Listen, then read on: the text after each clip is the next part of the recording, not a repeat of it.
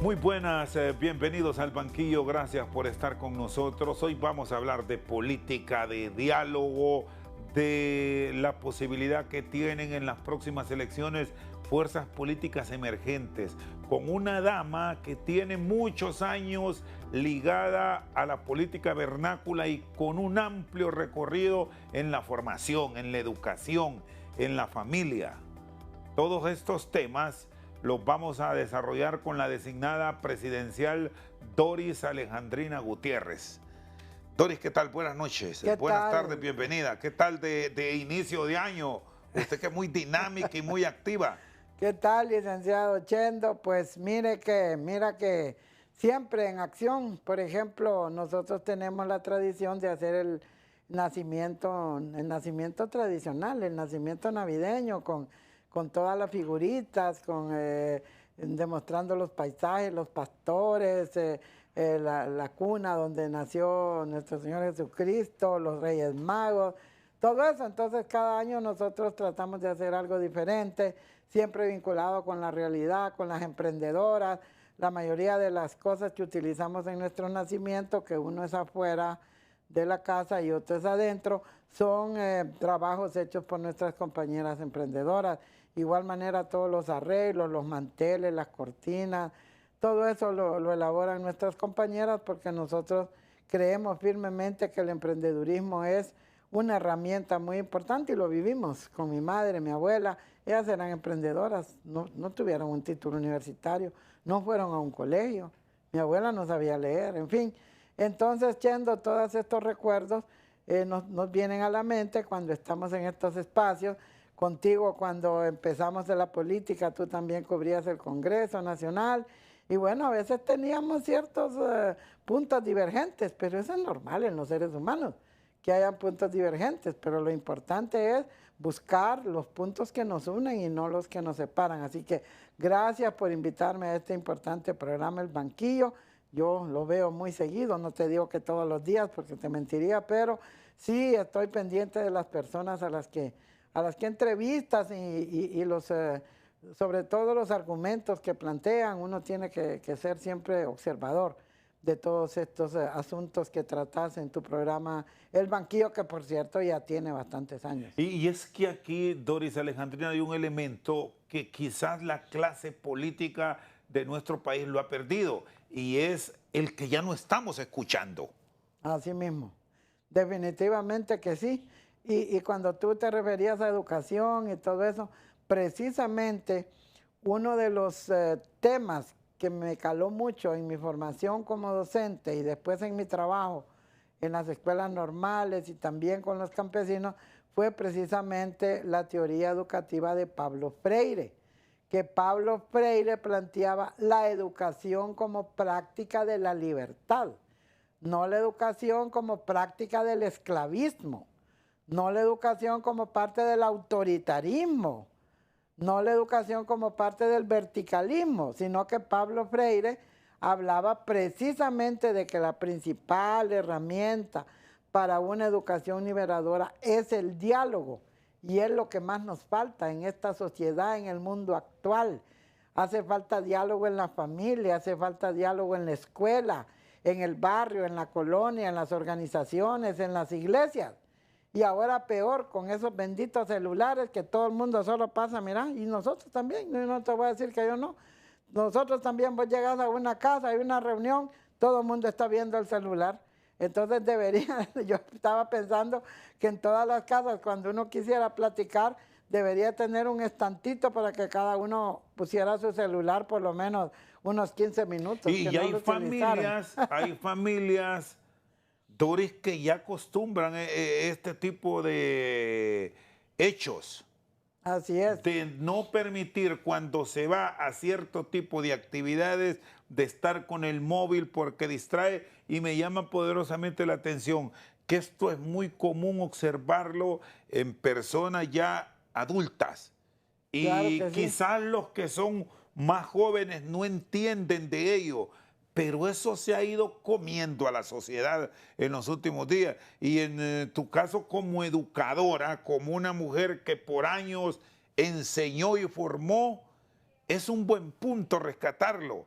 y traerlo hoy a las nuevas generaciones, porque sí, muchos de los hechos lamentables que hoy vivimos por ahí se generan, sobre todo en la juventud. Definitivamente que sí. Y fíjate, Chendo, que yo estuve viendo, porque sí, el móvil y toda la información que trae es muy buena, riquísima, pero es como un arma de doble filo también. Entonces estaba viendo un educador que dio un mensaje diciendo que en Suecia habían prohibido usar celulares en las escuelas y están volviendo al uso del texto, al uso del libro, al uso del cuaderno, del lápiz. Hoy los muchachos no saben escribir, porque todo lo encuentran ahí en el móvil y entonces no redactan, no tienen buena ortografía. Es decir, es una situación que definitivamente hay que regularla. Y como te digo, Suecia, que es uno de los países que se destaca por tener los mejores sistemas educativos, está optando esta decisión, que en las escuelas no van a estar usando celulares, sino que van a volver a los métodos que habían anteriormente para que el joven aprenda a pensar, o el niño aprenda a pensar, aprenda a escribir, aprenda a leer, aprenda a redactar. Vos ahora encontrás niños de sexto grado que no saben leer, deletrean así como nosotros deletreábamos en primer grado. Todo esto es producto de una tecnología que no es que sea mala, pero sí está siendo usada de manera irracional. Doctor, ¿cómo deberá plantearse la educación pública? Bueno, y vamos a plantearnos, la educación pública, porque muchas de estas modalidades, curiosamente, la educación privada sí las adapta con cierta regularidad y lo podemos observar a nivel de cierto tipo de cátedras y hasta carreras a nivel superior, donde hoy las primeras o las mejores notas o los seleccionados cuando hay restricciones son los de escuelas privadas. La escuela pública se ha ido perdiendo, se ha ido desconectando de la realidad. Ahora que hablamos con frecuencia de cambios, de refundación, debe tener un impacto la educación pública, así como cuando ustedes aprendieron y enseñaron en la Escuela Superior del Profesorado, en la normal mixta, que por cierto se perdió todo eso de las escuelas normales. Sí, bueno, vámonos a nuestros antecesores. Decía Francisco Morazán que la educación popular es el alma de las naciones libres. La escuela pública yo digo, ahora hay muy poco que rescatar y mucho que cambiar en la escuela pública, pero nosotros estuvimos en la escuela pública y para empezar íbamos mañana y tarde a la escuela. No es lo mismo hacer una jornada seguida de 5 horas que ir 4 horas en la mañana y 2 horas en la tarde. Era bien bonito porque nos enseñaban hasta sembrar. Yo me acuerdo, yo estuve en la escuela José Cecilio del Valle, mucha honra, ahí en el barrio Guanacaste. Esa escuela ya tiene más de 100 años. Y ahí las profesoras, nosotros sembrábamos arriates, sembrábamos rábanos, sembrábamos zanahoria, tomate, chile. En la tarde pintábamos, teníamos deportes y todo. Y en la mañana las clases intelectuales, vale decir matemáticas, español, ciencias, estudios sociales. Ahora es un solo chorizo. Y ahora, lamentablemente, mis colegas, los maestros, salen de una escuela pública a las 12 y a la 1 tienen que estar en otra escuela pública. Decime tú, ¿qué calidad de educación puede haber si nuestros maestros, muchos de ellos, no digo que todos, se ven forzados para sobrevivir a tener 2 y 3, hasta 3 plazas? Entonces, la educación es la que puede generar verdaderos procesos de cambio. Lógicamente, la educación está en la superestructura de la sociedad. La educación que tenemos es el reflejo de la sociedad que tenemos. ¿Qué tipo de sociedad tenemos? Una sociedad anarquista, una sociedad que no planifica, que todo lo improvisa, una sociedad donde se vive de manera antojadiza, podríamos decir. Entonces, eso se refleja en el hogar, se refleja en la escuela. Entonces, no hay disciplina, no hay estudio, pues no hay excelencia. O sea, casi hemos caído en una situación de decir, pues hay que hacer las cosas por salir del paso y ya estuvo. Entonces, mientras la educación, mientras el modelo económico también no sea modificado, la educación va a seguir igual. ¿Por qué razón? Porque en un modelo económico real que se preocupe por el pueblo, la educación es la base principal y ahí van la mayoría de los recursos del Estado, más del 50% en educación desde que el niño nace. Nosotros estamos ahorita ahí en la Comisión de Educación No Formal y sentimos que aquí hay una gran falencia, por ejemplo, en los niños de 0 a 3 años. Los niños de 0 a 3 años son los que son una esponja, son los que más aprenden y son los que deberían tener la oportunidad de estar en su comunidad aprendiendo o en una guardería comunitaria o en una guardería. Hay algunas alcaldías que tienen, inclusive la alcaldía de aquí, no tenés idea cómo les ayuda a los niños que la mamá se va a trabajar, en vez de dejarlo con una empleada, lo deja en una escuela preescolar más que parvularia y entonces el niño allí va aprendiendo a desarrollar su motricidad fina, su motricidad gruesa, y ya cuando va al kinder, ya ese muchachito va preparado, más preparado. Y actualmente los planes de educación de la actual administración, bueno, usted que es designada presidencial, ¿contemplan toda esta transformación o estamos con los mismos métodos antiguos que aquí lo que hay que buscar es pasarlos para decir que las estadísticas nos muestran como un país que ha avanzado, pero la realidad es esta que nos dijo que ahora encontramos alumnos, Doris, de 6º grado que deletrean, incluso muchos que no saben ni escribir? Así mismo. Es que te voy a decir algo. Esta situación de la educación ha venido decayendo por muchas décadas. Desde el momento en que prácticamente se concentró en hacer esas jornadas únicas, ahí empezó a decaer la educación. No era como antes, que eran las jornadas dobles. En este momento se está haciendo, perdón, se está haciendo un esfuerzo porque desde el Consejo Nacional de Educación se están haciendo talleres en todos los departamentos para ver cuáles son las principales necesidades educativas. Entonces hay un diagnóstico. ¿Sabes cuántos problemas se han detectado en la educación en Honduras? Yendo 85 problemas en la educación. Cuando te hablo de esos 85 problemas, ya están identificados, porque lo peor es cerrar los ojos a la realidad y no aceptar que necesitamos hacer una verdadera transformación. Y de estos problemas, ¿cuántos tienen respuesta o tienen un planteamiento para solución? Bueno, esa es una pregunta del millón que me estás haciendo, porque todos esos problemas son entrelazados. Es holístico, es orgánico. Un problema afecta al otro. Ejemplo, la situación de las escuelas, que después de la pandemia y después de los huracanes y todo, prácticamente quedaron en el suelo, los pupitres en mal estado, en fin, toda la situación. Todo eso afecta en la parte ya puramente de aprendizaje. Entonces, ¿a qué es lo que se está dando prioridad en este momento? Es como a 2 o 3 cosas, no a los 85 problemas, porque el que mucho abarca poco aprieta. Entonces no vamos a decir que vamos a resolver los 85 problemas. Que ese es un problema, que ese es un problema histórico, perdón. Claro. Que queremos solucionar todo. Sí, pero, y es obvio que eso va a ser imposible. Pero, por ejemplo, ahorita uno de los problemas torales que se están tocando es el problema del analfabetismo.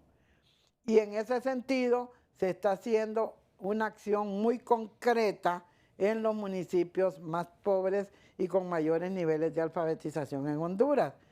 Y hay que decirlo, esto se ha hecho con ayuda de un programa que se llama Yo Sí Puedo, que han venido algunos profesores cubanos y también con muchos profesores hondureños, y pues se ha informado de que por lo menos en 100 municipios se ha erradicado el analfabetismo, por lo menos en la parte de lo que es la lectoescritura, porque el analfabetismo no solo es en no saber leer y escribir, también hay analfabetismo cuando no sabemos analizar la realidad, cuando nosotros creemos que estamos así porque Dios quiere que estemos así, ¿no?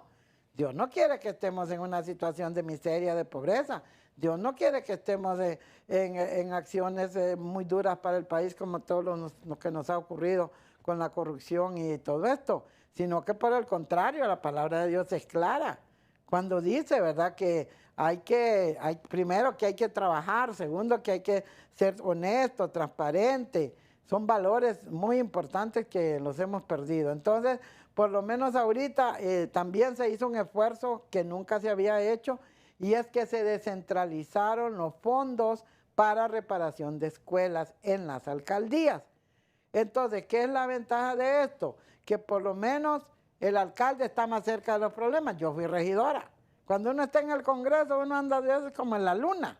Pero cuando uno está en la alcaldía, y bueno, a mí como me encantaba andar en los barrios y todo, yo estaba muy de cerca con los problemas. Entonces, eso ha permitido que los alcaldes, la mayoría, porque no puedo decir que todos, a todos se les descentralizó, puedan hacer la reparación de esas escuelas y puedan incluso contratar mano de obra propia de la comunidad.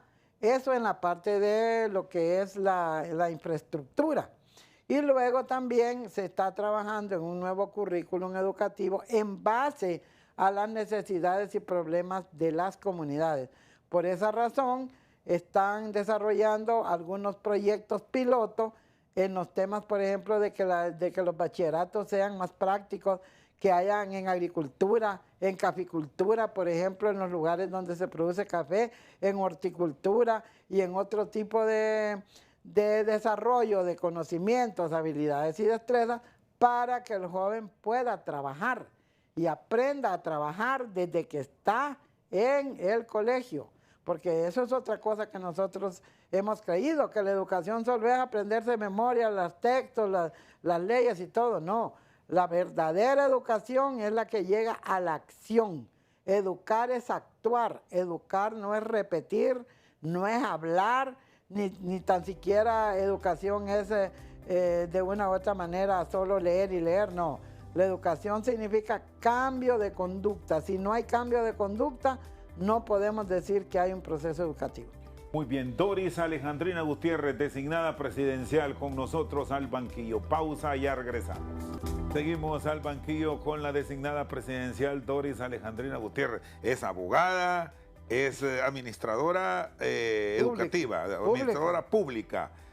Maestra de inglés forzada, ya me va a contar cómo fue esa historia, porque enseñó inglés a jóvenes. ¿Hace cuántos años, Doris? Hace, mis muchachos, mis primeros alumnos se graduaron hace 53 años, 54 años. ¿Y se ha encontrado con algunos de ellos? ¿Qué le dicen ahora? Siempre me escribo de con esa ellos. migración de política, bueno, de educación a política, por cierto, ¿dónde es que se ha sentido mejor? ¿Dando clases, siendo diputada, siendo regidora, siendo designada o estando con los emprendedores? Le pongo 5.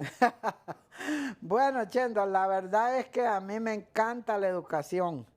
Y la educación tú la puedes aplicar en todos estos otros escenarios. Por ejemplo, con las emprendedoras, que ha sido extraordinario el empuje que han tenido, el avance, cómo empezaron haciendo piñatitas y todo, y ahora son compañeras que hacen una bisutería preciosa, que hacen jabones artesanales, que hacen comidas diversas. Entonces la educación es el eje transversal de la sociedad.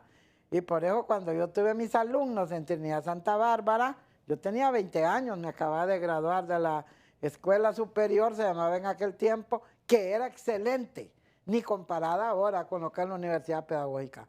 En la escuela superior de profesorado, bueno, éramos pocos alumnos para empezar, y en segundo lugar eran maestros de calibre grueso. Eran maestros de la talla de la profesora Sofía Mabel Torres, profesor Baires, una profesora que vino de la Argentina, que no me acuerdo el nombre, el profesor Guillermo Mayes, que nos daba historia, el profesor Barahona, que nos daba español. Eran profesores de mucho calibre y de mucha exigencia, y además no es como ahora que no se quede los trimestres, eran semestres. Íbamos en la mañana, íbamos en la tarde también. Y llevábamos varias clases, eran mínimamente 8 o 9 clases en cada semestre. Bueno, eran profesores con enormes capacidades. Totalmente. Que no tenían la tecnología que muchos tienen hoy, que no es que estamos descartándolo. Hoy hay educadores brillantes de igual forma. Pero ¿qué tanto afectó a la educación que interviniera la política, a donde usted migró después? ¿Por qué se ha sido quizás uno de los defectos que no ha permitido un desarrollo integral. En otros países la política no interviene en la educación y eso ha sido lo común de aquí, que quieren poner directores, que quieren poner docentes, que quieren poner secretarios, bueno, hasta rectores ahora. Mira, yo cuando salí de la escuela superior, por cierto, lo digo esto para que los muchachos se animen, que uno aunque venga de condiciones de pobreza muy grandes como me tocó a mí, uno puede brillar, puede ser buen estudiante. Y yo en la escuela superior me gané todos los premios, me gradué con un promedio de 98%. Entonces, ¿cómo entrábamos nosotros a trabajar al sistema educativo? Por concurso, pero por un concurso realmente transparente, por un concurso en donde ahí nosotros no andábamos buscando recomendaciones de ningún político. Ahora se entra de dedo. Absolutamente nada de eso. Sino que no, yo estudié, me fui a Trinidad Santa Bárbara, que era un colegio, no era público, sino que era, le llamaban de esos colegios que era semipúblico. Un mixto. Exactamente. Allá me fui a trabajar, jovencita de 20 años. Después hice un concurso para entrar a la normal de señoritas. Oí bien, la normal de señoritas de aquí, la de Villahumada, eran después de la Pedro Nufio, eran escuelas de excelencia académica. ¿Por qué? Porque todos los maestros entrábamos por capacidad. Yo me acuerdo que yo di clases de evaluación y estadística, di clases de didáctica y también di clases de psicología educativa. Pero fue por concurso, yo no anduve buscando, venga, ayúdeme, que no, nada de eso. Entonces eso nos permitía a nosotros trabajar más con más compromiso con los jóvenes y no compromiso con los políticos. Entonces ayudaba mucho pues el hecho de que también los muchachos iban mañana y tarde en las escuelas. Entonces yo entré por puro concurso a todo. Después fui a concursar a las escuelas radiofónicas que no eran del Estado, sino que era un programa de la Iglesia Católica por concurso. Fueron a la superior y fueron a decir quiénes fueron los mejores alumnos de la promoción 66 y 67. Ahí salió la profesora Vilma Pacheco, salió Miguel Osmundo Mejía, que falleció el año pasado, un gran amigo mío, salimos varios, como 10 de los mejores, y de los 10 mejores se escogieron 4, y una de esas 4 fui yo. Entonces todo era por excelencia. Lamentablemente ahora pues muchas de las maneras como ingresan, no digo que todos así, pero muchas maneras de cómo ingresan es precisamente por asuntos estrictamente de carácter político. Y usted ahora que es designada presidencial, se le han acercado algunos y le dicen recomiéndeme porque usted es docente y le puede dar ahí un empujón con Esponda. No te puedo negar que sí llega mucha gente a pedir recomendaciones, porque los mismos que dan los trabajos, no solo en educación, sino en otros, les dicen, y es que tiene que traer una recomendación de un alto político. Yo no soy alta política, los designados somos designados. O sea, los designados no somos vicepresidentes. Se nos asignan funciones nada más. No somos igual que los ministros, ni tenemos grandes ¿Manda más un ministro que un designado? Por supuesto, porque el ministro tiene funciones específicas asignadas, tiene un presupuesto bastante, bueno, imagínate el presupuesto de educación, presupuesto de salud, el presupuesto de seguridad, son presupuestos millonarios. ¿Cuál es el presupuesto de Doris Gutiérrez? Que debo decir antes de que me responda que si hay algo que ha caracterizado a Doris Gutiérrez, la conozco hace 30 años. Y vamos a bailar a la casa de Chendo. Que siempre rinde cuentas. Así que mismo. Siempre de las asignaciones que le dan, ella presenta un cuadro de cómo ha ejecutado esos fondos. ¿Con cuánto cuenta ahora? Bueno, nosotros ahí como designados presidenciales contamos con un presupuesto de 10 millones de lempiras anuales para pago de personal. Yo tengo 7 personas que trabajan conmigo en el despacho, 2 en el área de emprendedurismo y capacitaciones, 2 en el área de comunicaciones, 2 en el área administrativa y mi persona. Todos los sueldos de los 7 salen de ahí de ese presupuesto, pero un 40% restante nosotros lo hemos dedicado más que todo a trabajos de capacitación. El trifinio, que es la asignación que me ha dado la presidenta, tiene su propio presupuesto. ¿Por qué? Porque el trifinio es producto de un tratado que se hizo hace 37 años a iniciativa de Vinicio Cerezo en el marco de los acuerdos de Esquipula II, que como, bueno, tú no habías ni nacido, creo yo, pero fue el tiempo de la desmovilización de las guerrillas en Centroamérica, en El Salvador, en Guatemala, en Honduras, en Nicaragua. Entonces, Vinicio Cerezo planteó de que habían recursos hídricos y recursos medioambientales extraordinarios que unían los tres países. Por ejemplo, lo que es la reserva de biosfera Fraternidad Trifinio. Esa reserva es enorme y está entre los tres países. Entonces, está entre los tres. Entonces, ¿qué significaba? Que para que esa reserva se mantuviera, tenía que haber una acción conjunta de los tres países. Lo mismo en el tema hídrico. Los tres ríos que atraviesan el área Trifinio son uno de El Salvador, otro de Guatemala y otro de Honduras. De El Salvador es el río Lempa, de Guatemala es el Motagua y de Honduras es el Ulúa. Entonces son cuestiones que realmente todos los países, los tres países, tenemos que cuidar porque son elementos o aspectos claves para el desarrollo de los pueblos. Y lo que me preguntabas de Ocotepeque, del por qué esos niños normalmente salen con las mejores calificaciones en las universidades. Número uno, fíjate que ahí en Ocotepeque no se suspendieron las clases durante la pandemia. Ahí la mayor parte del tiempo de la pandemia estuvieron dando clases los maestros. Número dos, en muchas escuelas todavía hay doble jornada. Número tres, a veces es como cuando uno está en condición de pobreza, uno quiere superarse para salir de esa situación. Estos departamentos han estado muy descuidados. Debo decir que en este caso se le ha dado prioridad y que al departamento de Ocotepeque pues se le va a construir un hospital. También se le dieron a todos los alcaldes del área Trifinio, 22 alcaldes. No solamente se descentralizaron los fondos para las escuelas, sino para los caminos productivos. ¿Cuáles son los caminos productivos? Los caminos de tierra donde la gente saca su producción de café, de cebolla, de aguacate y de otros productos que se producen, perdonando la redundancia, en el área Trifinio.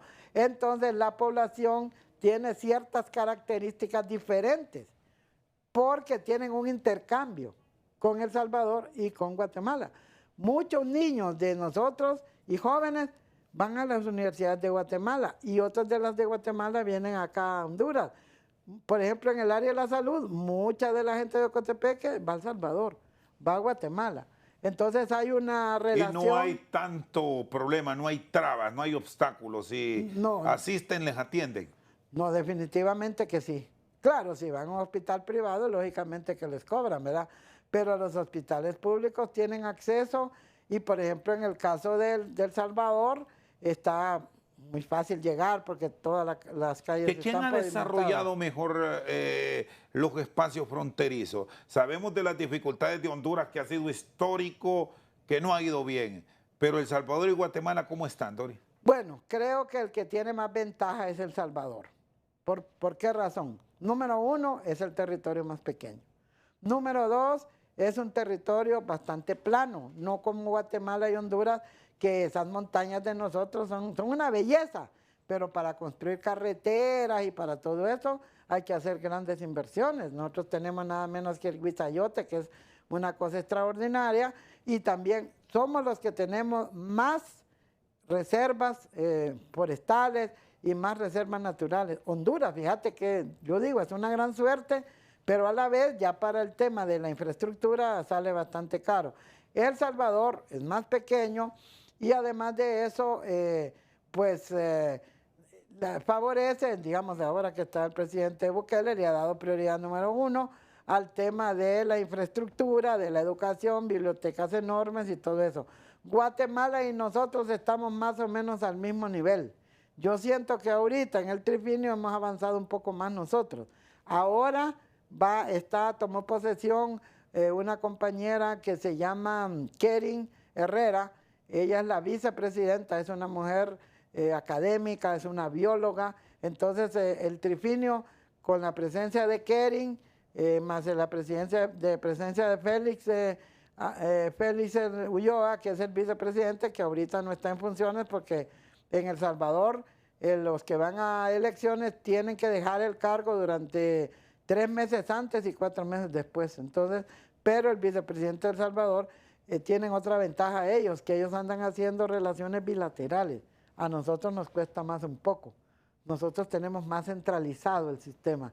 Esos fregados se van a, por ejemplo, se fueron allá a este lugar que hubo hace poco un terremoto y consiguieron $20 millones.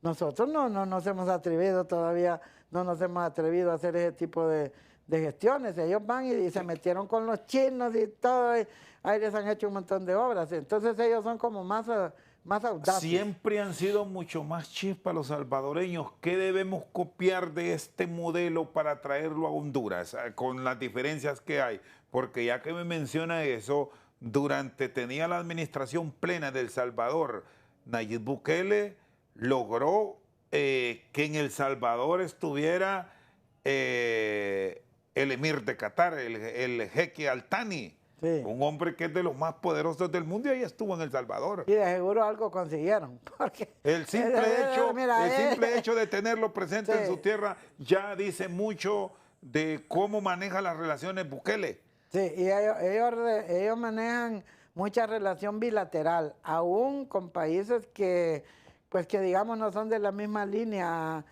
ideológica de ellos ni nada de eso, sino que países que les pueden ayudar, ellos van y no andan con mucho protocolo. Entonces, definitivamente, ¿qué es lo que nos diferencia? Siempre han sido así, ¿te acordás? Antes de la guerra con El Salvador, yo creo que vos no habías nacido tampoco. Antes de la guerra con El Salvador, aquí los que hacían los oficios más productivos y todo eran los salvadoreños. No les daba pena andar ahí con zapatos de componer, como decía la canción. A ellos no les daba pena. Por ejemplo, ahí por mi casa vende pan un señor salvadoreño y tiene las hijas en una escuela privada de las más caras aquí. Yo platico con él, digo, don Gilberto, ¿y usted por qué se vino aquí y dejó allá su país, El Salvador? No, me vine aquí porque me enamoré de un hondureño y me casé y todo. Y bueno, yo, mire, aquí estoy, yo todos los días se va a poner ahí a vender pan blanco, pan dulce y todo. Y son muy hábiles para los negocios. Tiene sus 3 hijas, como te digo, en una escuela, pues muy buena escuela. Dice que cuando va a la sesión de padres de familia y lo mira la gente, no cree que es padre de familia, sino que creen que es un conserje de la escuela. Estos no tienen pena para nada. Es el hondureño. Nosotros somos como orgulloso, muy inflados, ¿verdad? Como que somos la gran gorguera y a la fufurufo, exactamente. Entonces aquellos no, aquellos son más prácticos.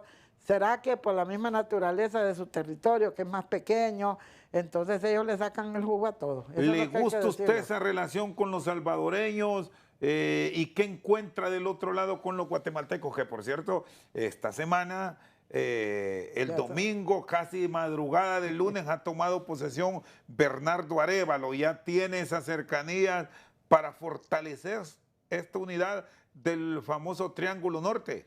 Definitivamente que se aprende mucho con ellos, tanto con los salvadoreños como los guatemaltecos, y ellos también de nosotros, ¿verdad? Porque este es un proceso de intercambios, es muy rico, porque inclusive nosotros estamos impulsando lo que es la unidad centroamericana. El compañero Félix Ulloa ya escribió un tratado de la unión, que fue el sueño de Morazán. ¿Qué aprendo yo de los salvadoreños? Fíjate que los salvadoreños conocen más la vida y la historia de Morazán que nosotros. Fíjate que los salvadoreños allá tienen la tumba de Morazán y de doña Josefa también, y ellos, bueno, en todas las oficinas tienen los bustos y las de Morazán. Y nosotros aquí, bueno, la presidenta dio instrucciones claras de establecer la cátedra morazánica. Pero si decía Matías Funes, ¿te acuerdas de Matías? Sí, ¿verdad? Que claro. Dice Matías que una vez hicieron una encuesta allá en la universidad para preguntar qué se celebraba el 3 de octubre. Y como en una muestra hicieron ahí, la mayoría de los estudiantes decía cualquier cosa, hasta que era el día de difunto. Y nadie decía que se celebraba el nacimiento del general. Sí, bueno, decían que el soldado, decían así cosas, pero sé si pegaba. Sí, pero uno, yo creo que es el 10 puntos. Y en segundo yo iba a seguir Matías, el que contaba, vas a ver que Matías es un tipo muy simpático. no votar por no y muy un reconocer gran la docente, un gran intelectual. Qué bueno que está. Hasta aquí el programa de hoy, que pasen todos Muy una bien, feliz Dori Gutiérrez está con nosotros al banquillo. Vamos a una pausa y al regresar vamos a entrar en este tema político del momento, el rol de los partidos emergentes. Dori Gutiérrez, siempre que aspiró a un cargo de elección popular donde participó, ganó. ¿Qué tiene? Ya nos va a contar cuáles son esos trucos o cuál es el secreto para que siempre salga con una buena posición. Y no quiero usar la palabra que la malinterpretan mucho, pero es con B corta. Porque si la hacemos con la B larga ya es otra cosa. Siempre está bien votada, pero con B corta, con V, que como enseñaron los maestros de antaño. Pausa. Seguimos al banquillo. Vamos ahora a ver el tema político con Dori Gutiérrez. Fue de las fundadoras de la Unificación Democrática. Recuerdo que ahí ya la traté mucho más a Doris cuando fue la diputada suplente del maestro Matías Funes Valladares. ¿Qué experiencias le dejó el Congreso? ¿Dónde ha estado mejor? ¿En el Congreso, en la administración municipal o en el Ejecutivo? Y ojo, que Doris es abogada, de repente la tenemos en un futuro en Administración de Justicia pensado, o ya no. No, la verdad es que como yo me gradué de abogada simplemente porque yo tenía ese deseo a los 65 años, hace 11 años, no he tenido una práctica ¿Ha permanente. ejercido? Sí, bueno, he ejercido, pero en cuestiones más administrativas, porque tú sabes que el derecho tiene muchas ramas. La rama penal, la moral, constitucional, la civil. Entonces yo he estado más metida en el área meramente administrativa. ¿Y cómo fue esa experiencia de compartir, bueno, una dama, me dice ya de 65 años, con jóvenes ahí en el estudio? Porque ahí cuando estudió Derecho se encontró con muchachos de 18 años que pudieron ser sus nietos. Claro que sí, fíjate que ahí me encontré, por ejemplo, con el alero, con Joche Villanueva. Era mi compañero y por cierto, después de por cierto que lo regañaba yo porque a veces le digo, mira que vos no venís a clase, le decía yo. Y lo llevé de vicealcalde cuando me lancé independiente y sacamos un montón de votos. Sacamos 2 regidores, pero como nos hicieron la ponga ahí con un montón de actas, entonces al final solo yo me quedé, pero Joche estuvo trabajando conmigo. Eso era un cipote, pues, si yo tenía 63, él tendría como unos 28, 30. Allí también fuimos compañeros con Jorge Cálix, con el hijo de Daniel Durón. Todos esos muchachos jóvenes. No, fíjate que la experiencia fue bien bonita, mis maestros, bien jóvenes, todos. La experiencia fue bien bonita porque yo pensé como que me iba a sentir marginada o qué está haciendo esta viejita aquí o algo así. Y fíjate que los muchachos no eran bien acercados conmigo, bien correctos, me invitaban a las fiestas que ellos hacían y todos a los partidos de fútbol. Una vez les regalé un uniforme, me acuerdo. Entonces era una relación bien horizontal con ellos y estudiábamos juntos. Me acuerdo que un grupo como de 10 llegaban al Congreso cuando yo ya era diputada propietaria y teníamos una oficina grande. Allá llegaba un compañero que se llamaba Jerin, que era bien inteligente ese muchacho. Creo que está trabajando en la cuestión de leyes y todo. Entonces llegaban ellos, me decían, doña Dori, estudiamos. Habían unos profesores bien fuertes ahí donde estudiábamos nosotros, en la UTH, bien delicados. Había un apellido Marín, me acuerdo, que le teníamos miedo todos, incluyéndome a mí, ¿verdad? Porque hacía barridas que ni quiera Dios. Entonces, ¿la aplazaron o no? ¿O no pudieron? No me aplazaron, pero no era como en secundaria que sacaba 90 para arriba, ya había puras cachas, 80, papá. 82. No, pero 80 es una pues nota sí, muy buena. Pero yo estaba acostumbrada de 92, 95 para arriba. Si era desde primaria. Summa cum laude. Exactamente, desde primaria, secundaria. Entonces los muchachos ahí llegaban al despacho, digamos como las sesiones eran a las 3, entonces llegaban como a las 11 y llevaban sopas, llevaban cuestiones y en una pizarra nos poníamos a estudiar. Todos ahí bien normales conmigo. Y ahora que los veo, muchos de ellos pues están ocupando cargos importantes, ¿verdad? Y fue bien bonita la relación, a pesar de que yo podía ser, como dices tú, la mamá o la abuela de la mayoría y las de ellos. nuevas generaciones que han entrado en la política, y ojo que cuando digo nuevas generaciones no estoy viendo en temas de edad. Sí, pueden ser jóvenes y adultos, porque usted es designada presidencial ahora en la administración de Xiomara Castro, y es designada presidencial, no vicepresidenta. ¿Qué piensa de las aptitudes bueno, de hay Narrala? algunos que me dicen resignada. ¿Qué piensa del manejo que ha tenido este cargo Narrala? Mira, Chendo, yo tengo por principio no juzgar así a las personas, sino que cada persona demuestra lo que es con sus acciones. Y esas acciones, si son buenas, tienen su recompensa. Y si no son buenas, le pasan la factura a uno. Entonces, yo creo que la política realmente es una ciencia. Muchos nos metemos a política sin saber nada de política. Yo fui una de ellas. Incluso nunca pensé que iba a llegar a estar en un cargo político. Incluso cuando me propusieron de suplente Matías, yo ni cuenta me daba. ¿Cómo fue esa incursión en política de Doris? Porque llegó con la Unificación Democrática, sí, y usted había sido docente y dirigente campesina. Bueno, dirigente campesina no, era técnica de la guía campesina. De la guía campesina y de la Central Nacional de Trabajadores del Campo, que por cierto seguimos trabajando con ellos a través de CONIANFO, y también tenemos un convenio entre el despacho y la CNTC. El 21 cumplen creo que su 40 y tanto aniversario, y yo siempre voy a la organización. Nunca se me olvida porque aprendí muchísimo ahí. Entonces, ¿qué pasó? Nosotros aplicamos la teoría de Pablo Freire, que hablábamos de la educación como práctica de la libertad.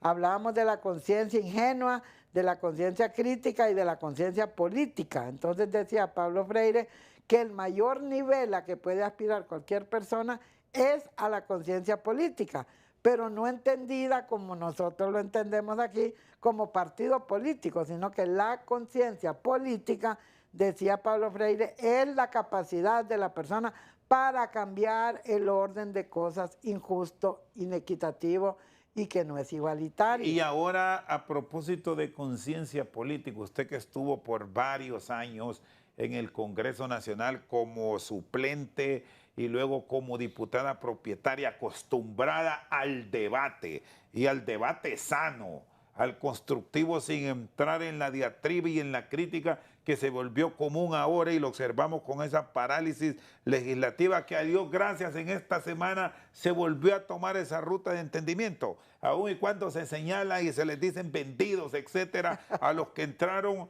en este proceso legislativo. ¿Qué piensa de la forma en que se manejan ahora los políticos, donde parece que entramos en un círculo cuadrado?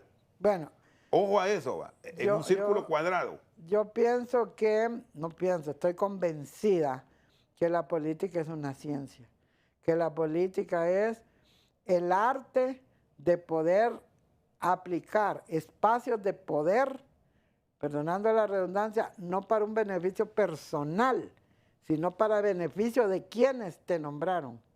En ese sentido, para mí, la voluntad popular es sagrada. Si yo llegué a un cargo como diputada suplente de Matías, después 3 veces propietaria, después regidora y después 2 veces otra vez propietaria y ahora designada presidencial, es porque un pueblo me dio su confianza. Entonces, ¿qué significa? Que mi compromiso, por lo menos es la convicción que yo tengo, tiene que ser en beneficio de esos sectores que confiaron en mi persona y en otras personas, no solo en mí. Lamentablemente debo decir que sí ha habido prácticamente una distorsión de la política, en el sentido de que se llega nada más para ver qué se logra a título personal o a título de su grupo político, y muy poco se piensa en los intereses del país. Y yo lo conversaba con muchos diputados de los jóvenes que llegaron después de que yo fui regidora del 2018, había mucha gente joven, y yo decía, qué bueno que hay bastantes jóvenes en este Congreso, podemos hacer algo bueno, pero resulta que las tentaciones ahí son Se tan grandes. Se contaminaron. Son o sea, ahí hay bombazos que no cualquiera los resiste. ¿Cómo son bombazos de millones. Son bombazos de millones, te ofrecen.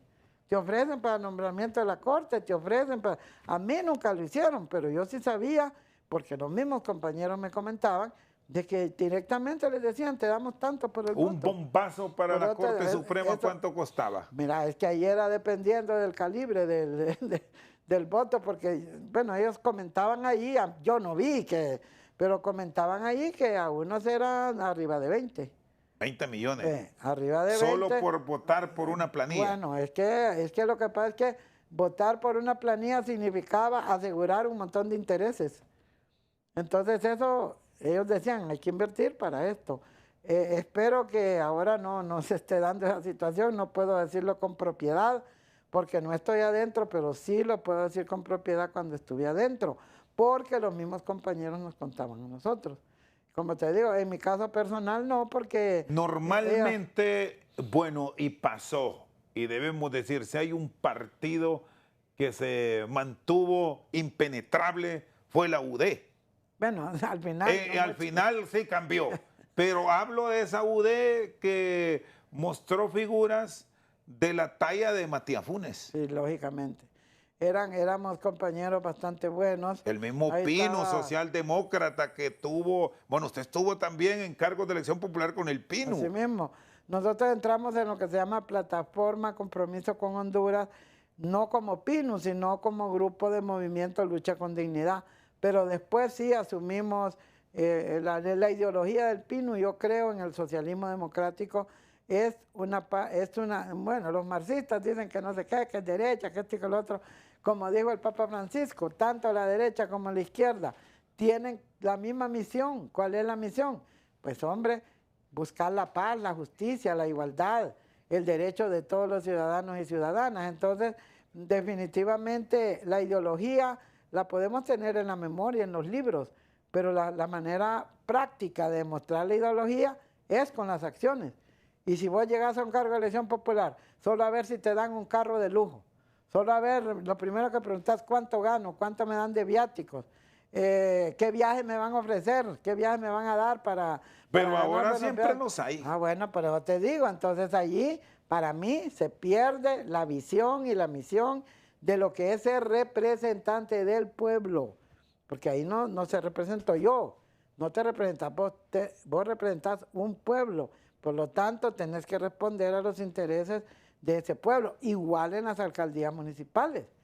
Pero eso la mayoría pues, ni lo toman en cuenta. Hay muchos sí, yo no puedo decir que todos no lo hacen, pero definitivamente con todas estas cosas que vemos ahorita, que tantos días que no sesionan, habiendo un montón de temas importantísimos, este tema de los feminicidios, no han revisado el Código Penal, todas estas cosas, que es lo que me dan a entender, que como no hay posibilidades de ponerse de acuerdo, porque cada quien jala para su lado, quiere decir que lo que interesa es ver cómo yo me afianzo en el poder y el pueblo que se lo lleve.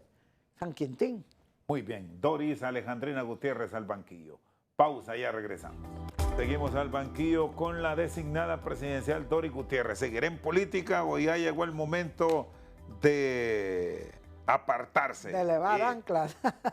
No, el artículo 240 constitucional me prohíbe explícita y tácitamente que los designados presidenciales podamos aspirar a una candidatura presidencial. Pero si puede renunciar y seguir. No, ¿o no? Jamás, porque yo le digo a usted... O sea que Nasralla no puede. Yo te digo a ti, para mí la voluntad del pueblo es sagrada.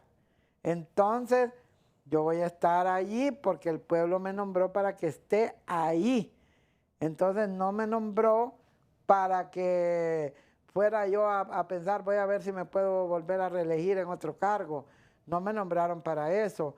Entonces, yo respeto ¿cómo voy a pedir a los demás que respeten la Constitución y las leyes si yo no las respeto? Entonces, muchos a mí me han dicho, no, pero eso no es problema, fulano de tal fue designado y se lanzó, pero esos son ellos. Pero yo no podría porque la Constitución es clara que dice no pueden ser candidatos a la presidencia de la República los designados presidenciales. Entonces algunos me dicen, pero es que usted no ha asumido la función. Sí, como no, sí la he asumido. La presidenta me mandó a Guatemala. ¿Ya ha firmado algún par de decretos como mandataria? Decretos no he firmado, pero el año pasado me mandó a presentar el informe del Ejecutivo y yo firmé el acta como representante del Ejecutivo. Entonces una firma tiene valor y aunque no hubiera firmado, era una representación directa de la presidenta. Igual manera, estuve en una reunión de jefes de Estado y de Gobierno del Caribe, con jefes de Estado. Firmamos una declaración como jefes de Estado. Entonces, no soy de las personas, Chendo, que voy a buscar subterfugios ahí para ver cómo me puedo colar otra vez y todo. No, eso me parece que no es correcto. Aunque la gente a uno le endulce el oído, mire que usted... No, las cosas como son y juramos ser fieles a la República, cumplir y hacer cumplir la Constitución y las leyes. Es decir, 27 de enero del 2026, usted llega al Estadio Nacional si es la voluntad, porque no están obligadas a estar en el traspaso de mando. Sí, pero es correcto estar, ¿verdad? Porque así como, pues, o sea, no es que vamos a entregar nada, porque ya el pueblo ya los eligió, pero es un buen momento, podríamos decir, cívico, para poder asistir con las nuevas, si nos invitan también, ¿verdad? Con las nuevas autoridades que se nombren, que se elijan, que esperamos el otro año que las elecciones van a ser unas elecciones con un gran alto nivel de participación y yo sí me siento muy contenta de haber participado en una alianza de hecho, no de derecho, con la primera mujer presidenta de Honduras y de haber sacado 1.750.000 votos. ¿Cómo se llama con la presidenta? Histórico. Bueno, tenemos una buena relación, nos comunicamos no tanto presencialmente por las múltiples tareas de ella, pero sí en los temas torales. Yo tampoco no me gusta estarla escribiendo, estarla molestando, porque yo sé si yo que soy designada, hay veces que no me queda tiempo ni de comer y tengo que estar atendiendo gente, leyendo mensajes, contestando, no digamos ella, ¿verdad? Entonces tenemos una relación cordial de respeto, muchas consultas yo se las he hecho, muchas asignaciones ella me las ha dado. Por ejemplo, cuando hubo los huracanes y todo, ella me encargó que manejara todo lo que era los desastres en el área de Trifinio y lo hicimos muy bien con los ministros y todo. Entonces hemos tratado y en el plan Trifinio le dedicamos mucho tiempo, mucho esfuerzo, reuniones con los vicepresidentes. Entonces yo represento al Estado de Honduras. Entonces, ¿cómo voy a hacer que voy a andar ahí hablando tonteras o voy a andar diciendo, no, pero es que eso no es representación? Claro que es representación. Representamos los 3 vicepresidentes en el plan Trifinio, los 3, ahora entra otra mujer, que es la vicepresidenta de Guatemala. Cuando yo entré eran 3 varones, 4 varones, los 3 vicepresidentes y el secretario trinacional. Ahora vamos a hacer 3 mujeres y un vicepresidente. Y con él tiene comunicación, es el coordinador de Libre, uno de los hombres que asesora a la presidenta, intercambiados, coincidieron en el Congreso en algún momento, cuando él era presidente del país, usted era legisladora. ¿Cómo está esa relación? No, fíjese que nosotros allí en el Congreso siempre tuvimos más afinidad con Libre que con los otros partidos. No es que en un 100%, pero sí coincidíamos mucho en varios temas. Y entonces teníamos una buena relación, lógicamente en algunos temas, por ejemplo en los temas de elección de algunos funcionarios, ahí no coincidíamos nosotros porque nosotros votamos en contra. Con el presidente Zelaya sí mantenemos una relación de respeto. Él es coordinador de un partido, yo soy la presidenta del PINU, que somos un partido pequeño, pero que bueno, de una u otra manera nosotros contribuimos pues a llegar hasta donde estamos. A veces nadie al menos no dicen eso, pero nosotros sí sentimos que hicimos lo correcto, los esfuerzos que pudimos, acompañamos hasta donde fue posible, porque también en ese interín falleció mi mamá, entonces eso fue un golpe muy duro para mí, pero también estamos apoyando con toda seriedad y responsabilidad las tareas asignadas. Muy bien, gracias. Doris Alejandrina Gutiérrez, designada presidencial con nosotros en Al Banquillo. Por su sintonía, muchas gracias.